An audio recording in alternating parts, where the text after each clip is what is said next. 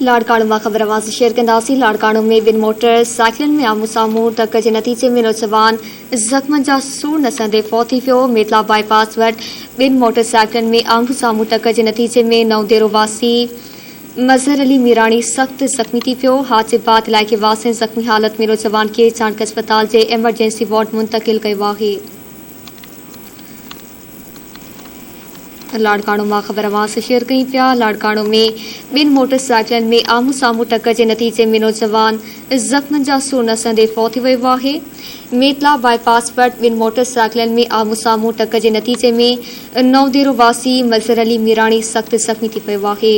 हादसे बाद इलाइक़े वासियुनि ज़ख़्मी हालत में नौजवान के चाणक अस्पताल के एमरजेंसी वार्ड मुंतकिल कयो, जिते डॉक्टर संदसि फौत थियण जी तस्दीक करे छॾी। उन ॿुधायो त फौती नौजवान नवदेरो खां लाड़काणी अची रहियो हो त रस्ते में हादसो पेश आयो, जंहिंमें हू फौत थी वियो आहे। लाड़काणी में वधीक तफ़सील मालूम कंदासीं अब्दुल कादिर कोपान खां। जी अब्दुल कादिर, आगाह कजो। जी, लाड़काणा माओटा थाने की हद मेतला बाईपास वटि बिन मोटरसाइकिल में आमो साम्हूं टक्कर के नतीजे में नवदरे शहर जो रहवासी मज़हर अली मीराणी सख्त ज़ख़्मी थी पियो, जंहिंखे इलाइक़े वासियुनि ज़ख़्मी हालत में खणाए लाड़काणे जी चाणक अस्पताल जे इमरजेंसी वार्ड मुंतकिल कयो वियो, जिते डॉक्टरनि पारां ज़ख़्मी जे फौत थियण जी तस्दीक कई वई आहे।